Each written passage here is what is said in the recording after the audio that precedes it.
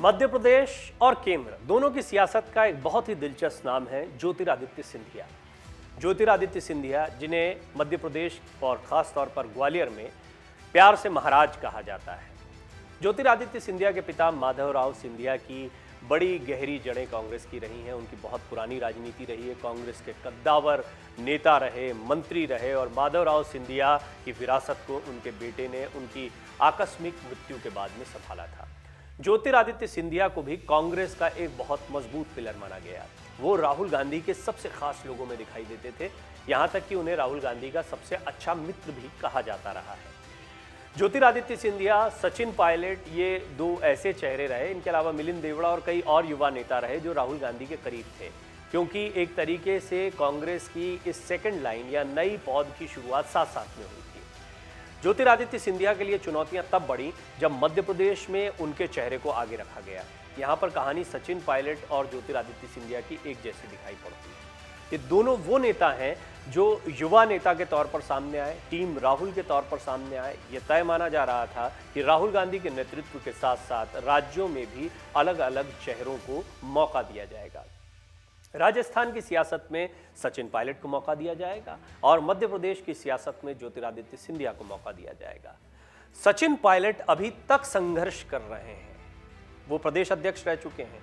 उनके नेतृत्व में 2018 का चुनाव भी हुआ, कांग्रेस जीत भी गई, लेकिन तमाम मांगों के बावजूद सचिन पायलट को मुख्यमंत्री नहीं बनाया गया, डिप्टी सीएम जरूर बनाया गया।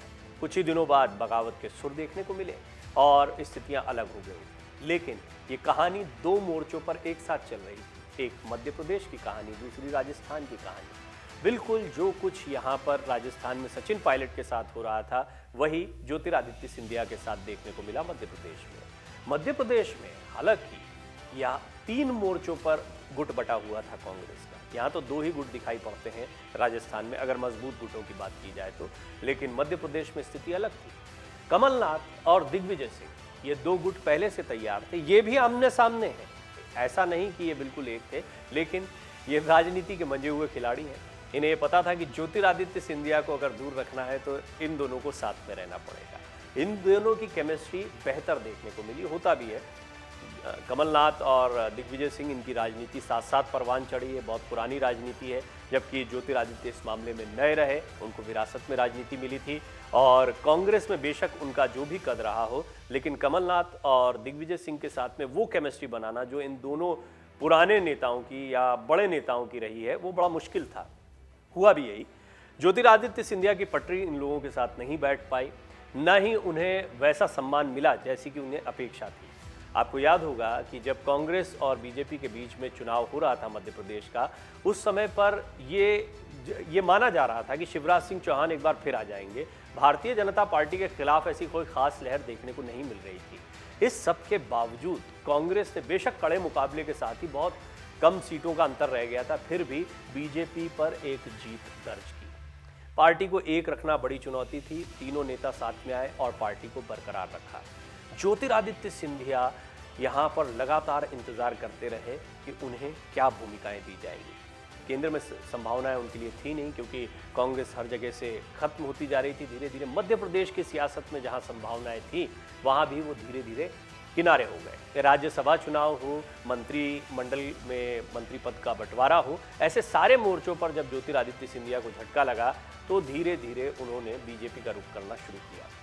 बीजेपी में जाने के साथ ही ये इतना आसान फैसला नहीं था। एक तो बहुत पुरानी सियासत, और ग्वालियर में या आसपास के क्षेत्रों में जो ज्योतिरादित्य सिंधिया का प्रभाव था वो कमजोर होता दिखाई दिया। खुद वो अपना चुनाव हार गए। ये कुछ ऐसे बड़े झटके थे जिससे उभरना ज्योतिरादित्य सिंधिया के लिए बड़ा मुश्किल था। वो जानते हैं कि वो कांग्रेसी रहे, लेकिन इसके बावजूद उनकी सियासत कांग्रेस के साथ वैसी आगे नहीं बढ़ पा रही है जैसी शायद बीजेपी के साथ आगे बढ़ पाए। लिहाजा वो बीजेपी के साथ में आ गए। थोड़े ही समय बाद उनको केंद्रीय नागरिक उड्डयन मंत्री जैसा महत्वपूर्ण प्रभार दिया गया। मध्य प्रदेश सरकार की बात की जाए तो यहाँ पर उन्हें एक बड़ा मौका इस लिहाज से मिला कि उनके साथ जितने लोग आए थे उन लोगों को, उनमें से काफ़ी लोगों को मंत्रिमंडल में शामिल होने का मौका मिला। यानी एक तरजीह, एक तवज्जो मध्य प्रदेश के मंत्रिमंडल में ज्योतिरादित्य सिंधिया को दी गई। ये ज्योतिरादित्य सिंधिया की कहानी है अभी तक की, लेकिन कहानी अब शुरू होती है। कहानी यह खत्म नहीं होती, क्योंकि ये बीजेपी में उनका शुरुआती दौर है। शुरुआत में उनको काफ़ी कुछ मिला है, अब उन्हें खुद को साबित भी करना है। मध्य प्रदेश की सियासत में नेतृत्व परिवर्तन की मांग उठ रही है। यहाँ पर बात सिर्फ ज्योतिरादित्य सिंधिया की नहीं, जो बाहर से आए उनके लिए बड़ी चुनौती होगी। इतनी आसानी से वो मध्य प्रदेश की राज्य की राजनीति में एंटर नहीं कर पाएंगे या चेहरा नहीं बन पाएंगे या उनके नेतृत्व में पूरी पार्टी खड़ी हो जाए, ऐसी स्थितियाँ नहीं हैं। क्योंकि इससे पहले मध्य प्रदेश में कई बड़े चेहरे देखने को मिलते हैं। हाँ, ये बात सही है कि शिवराज सिंह चौहान के लिए चुनौतियां लगातार बढ़ती चली जा रही हैं। उनके खिलाफ अपनी ही पार्टी के कई बड़े दिग्गज चेहरे दिखाई पड़ रहे हैं। गृह मंत्री नरोत्तम मिश्रा को माना जाता है कि उनके नेतृत्व में एक बड़ा गुट तैयार हो रहा है। हालांकि ये चीज़ें स्पष्ट तौर पर सामने नहीं आती, गाए बगाए इनका अंदाज़ा मिलता है या राजनीतिक विश्लेषक इस बारे में टिप्पणी करते हैं। कैलाश विजयवर्गीय एक ऐसा नाम रहे हैं जिनके बारे में कई बार कयास लगाए गए हैं कि क्या उनको मुख्यमंत्री बनाया जाएगा, उनको कभी पार्टी बड़ा मौका देगी। इसकी बड़ी वजह ये भी रही है कि केंद्र की राजनीति में उन्होंने काफ़ी योगदान दिया है। संगठन में राष्ट्रीय महासचिव तो हैं ही, इसके अलावा बंगाल जैसे राज्य का प्रभार हो या कई अन्य चुनावी क्षेत्रों में या राज्यों में उनका जो चुनावी मैनेजमेंट रहा है। आपको याद होगा उत्तराखंड में जैसे ही नतीजे आने वाले थे उससे पहले ही उनको वहाँ भेज दिया गया था, क्योंकि वो चुनावी मैनेजमेंट के चाणक्य माने जाते हैं, उनका गणित ठीक ठाक है। बहरहाल यहाँ भी आसान नहीं है मामला, क्योंकि शिवराज सिंह चौहान के सामने कैलाश विजयवर्गीय बहुत लंबे समय से रहे थे।